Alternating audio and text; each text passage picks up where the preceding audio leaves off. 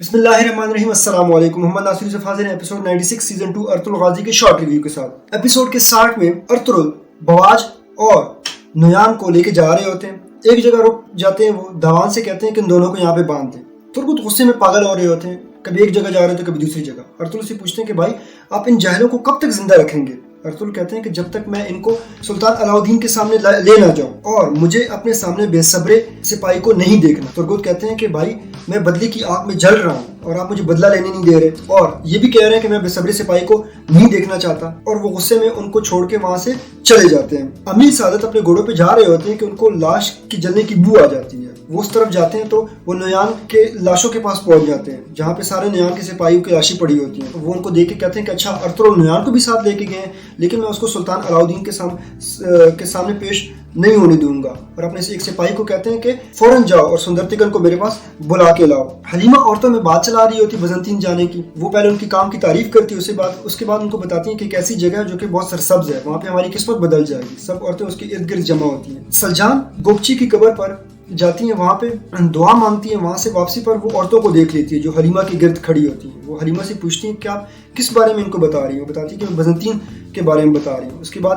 حائمہ بھی وہاں پہ آ جاتی ہیں، حائمہ کو سلجان پوری بات بتاتی ہیں۔ حائمہ فوراً حلیمہ کے پاس جاتی ہیں اور اسے کہتی ہیں کہ تمہیں ارطغرل نے بتایا تھا؟ وہ کہتی ہیں جی بالکل مجھے ارطغرل نے بتایا تھا، اور سب پوری بات بتا دیتی ہیں، جس پر حائمہ غصے میں آ جاتی ہیں، کہتی ہیں کہ میں کسی کو بھی اپنے قبیلے کو تقسیم ہونے نہیں دوں گی، یہ بات کان کھول کر کے تم سن لو، اور وہ غصے میں وہاں سے چلی جاتی ہیں۔ ارطغرل خیمے میں اپنے ساتھیوں کے ساتھ بیٹھے ہوتے ہیں کہ وہاں پہ اگجا آ جاتے ہیں۔ اگجا کہتے ہیں کہ میں کچھ دنوں سے دیکھ رہا ہوں کہ تم خیمہ ہی نہیں چھوڑ رہے۔ ارطغرل کہتے ہیں کہ یہاں اس سے ہمارا خونی رشتہ ہے اور ہماری یادیں ہیں۔ وہ کہتے ہیں کہ کل ہم ایک جرگہ بلائیں گے تاکہ ہم اپنے سردار کو منتخب کر سکیں۔ ارطغرل کہتے ہیں کہ بہت اچھا فیصلہ ہے۔ اس کے بعد ارطغرل وہاں سے چلے جاتے ہیں۔ اگجا کہتے ہیں کہ اب میں امیر سعادت کے پاس جاؤں گا تاکہ وہ کل مجھے سردار منتخب کریں۔ اس کے بعد وہ امیر سعادت کے پاس جاتے ہیں۔ امیر سعادت کو بتاتے ہیں کہ ارطغرل ہے جو کہ ارطغرل کا خاص آدمی ہے، اگر وہ سردار بن گیا تو ہمارے لیے خیر نہیں ہوگی، جس پر امیر سعادت کہتے ہیں کہ یہ سونے کی سکے اپنے ساتھ لے جاؤ اور جرگے کے لوگوں کو خرید لو تاکہ لوگوں کو بھی پتہ چل جائے کہ امیر سعادت کے علاوہ یہ فیصلہ کوئی نہیں کر سکتا، اور کل تم ہی سردار بنو گے۔ بندوقدو کے پاس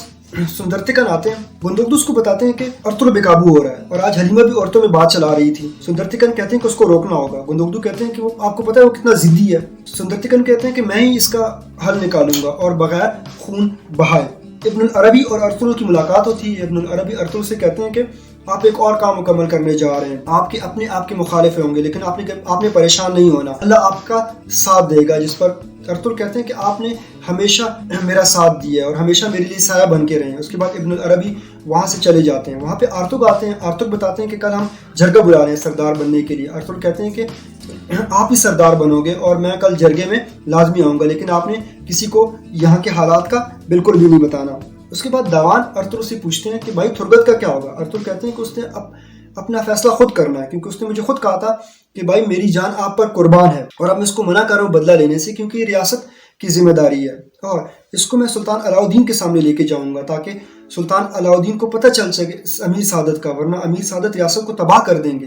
میں اسی لے کے جا رہا ہوں اس کے پاس۔ ترگت آئگس اور دہلی دمیر کی قبر پہ آتے ہیں، وہاں پہ زور زور سے روتے ہیں اور اسے کہتے ہیں کہ مجھے معاف کر دیں، میں آپ کا بدلہ نہیں لے سکا، ارطغرل بھائی کی بات بھی نہیں مان سکا، اور اب یہاں پہ اس قبیلے میں رہنا میرے لیے مشکل ہو گیا۔ وہ بہت زور زور سے روتے ہیں اور چیختے ہیں، اور یہیں پر کس کا اختتام ہو جاتا ہے۔ والسلام۔